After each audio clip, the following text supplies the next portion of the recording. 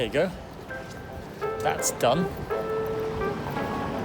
Handed in the notice. Now ready to head off.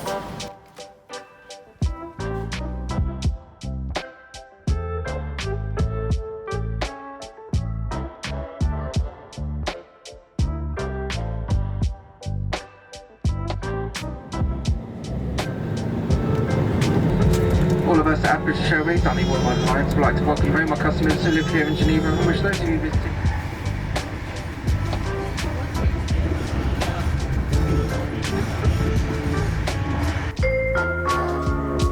Prochain arrêt, Martinique.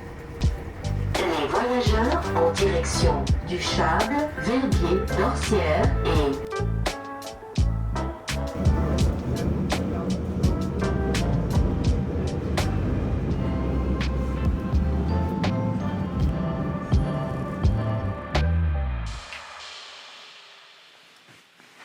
Grüezi and welcome to Switzerland.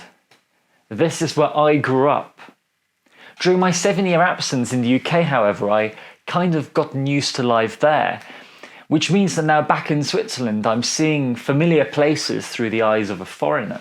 Funnily enough, one of my main design projects in the UK is in fact a collaboration between a Swiss architect and a UK investor.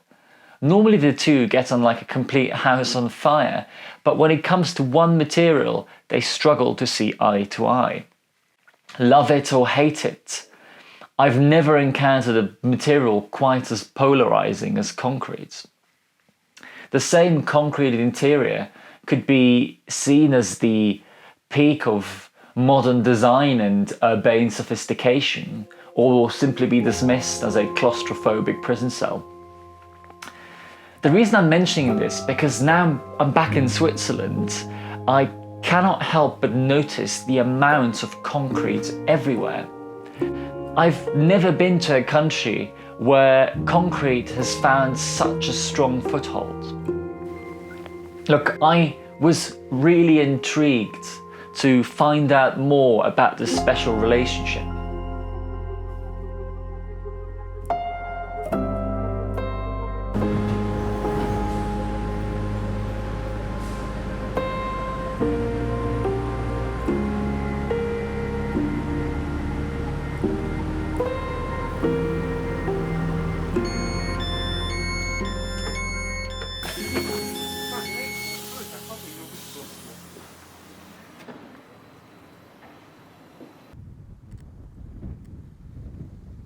Basel is not just one of the strongholds of Swiss concrete architecture, but there was also one building in particular I wanted to visit.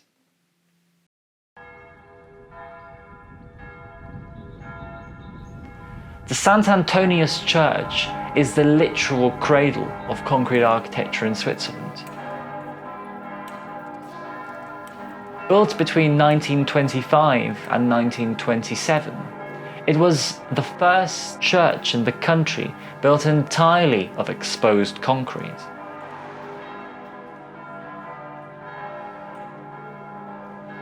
It might be difficult to appreciate why I really wanted to come and see this building in particular. It's only once I stepped through its heavy oak doors that it showed its other face.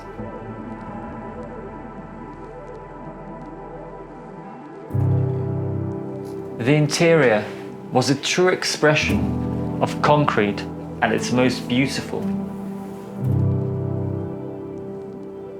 The vaulted ceiling was supported by slender columns, giving the appearance of lightness and ease. The light softly washing over the coarse concrete surface, turning its dark grey into a landscape of ever-changing hues.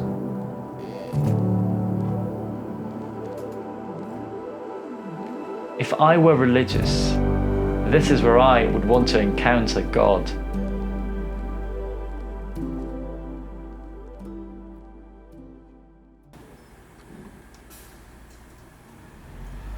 Leaving the church, I could not stop noticing Basel's enormous variety of concrete.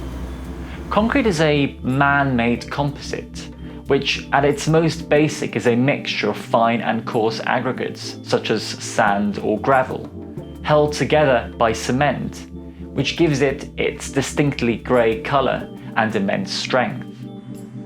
Basel's architecture showed concrete's true range.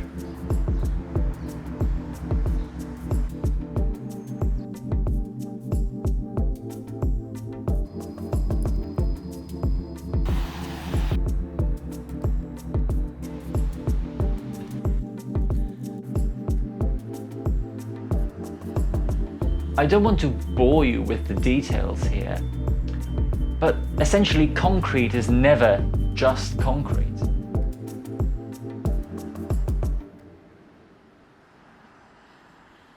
Whenever we physically encounter any material, such as concrete, by seeing it, touching it, or simply spending time with it, this is a very personal relationship.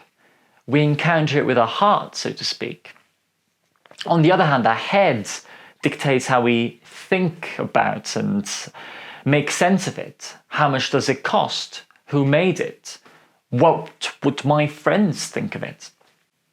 I feel that much of our opinion about concrete today stems from its use in the past. In reality, these buildings never stood on their own. They are a reflection of their time.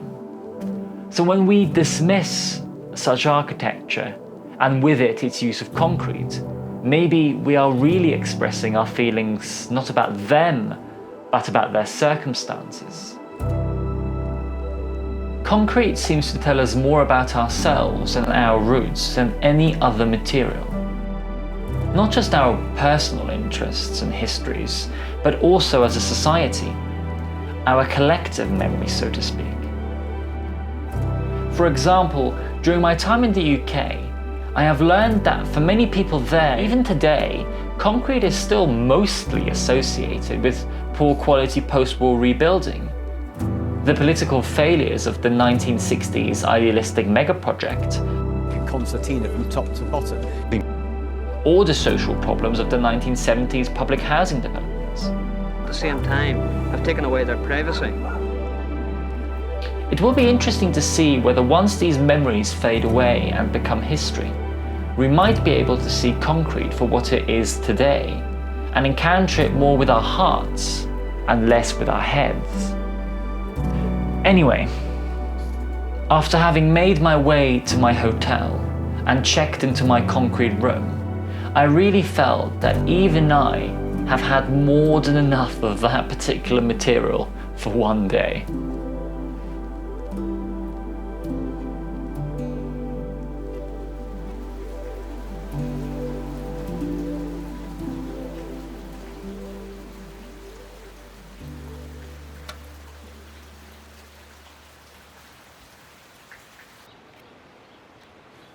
The next morning was particularly beautiful.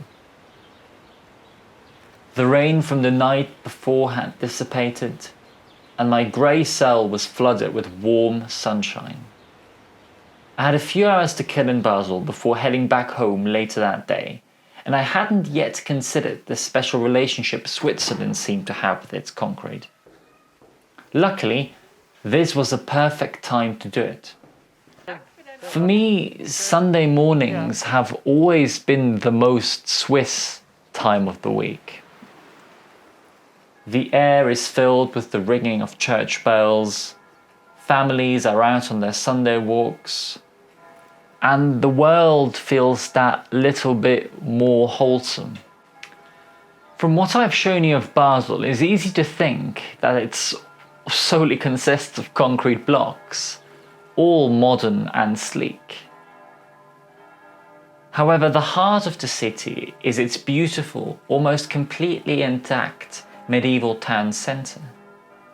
What in my opinion makes Basel's concrete architecture so special then is not the building themselves, but their relationship with its historic urban fabric.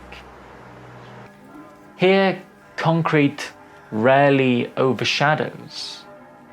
Instead, both old and new seem to equally benefit from their distinct differences, in turn making each other more beautiful.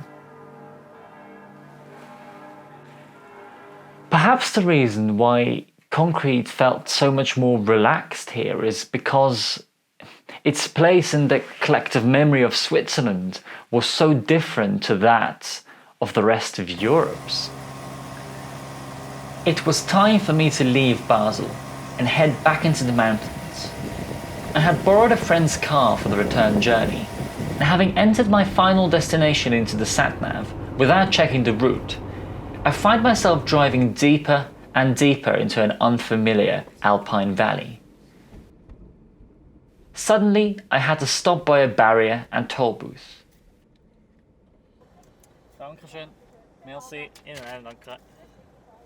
I had arrived at the entrance to the Lechberg tunnel, where I realised the sat-nav was planning to load my car onto a train which would then take us through the mighty Bernese Alps to the Rhone Valley. But unwittingly, I had arrived at the perfect place to draw my final conclusions about my concrete trip. Concrete is the answer to our basic human desire to create something permanent in an impermanent world. It is man-made rock, solidity, unmovingness. And nowhere was this fundamental quality more apparent than here in the Swiss Alps. Concrete had tamed these scary mountains. It had built tunnels, bridges and roads, provided safety from avalanches. Mighty concrete dams provided electricity for the whole country, and concrete foundations supported the pylons of its ski resorts. So not just modern civilization, but modern Switzerland had been built upon concrete. I'm not sure whether this weekend had entirely managed to answer my concrete questions. But I remember that as I was speeding through the dark of the tunnel, I could not help but marvel at the versatility of this amazing material, whose story is tied so closely to our own. Because maybe here, more so than anywhere else, below thousands of meters of alpine bedrock, I was very, very glad to have concrete on my side.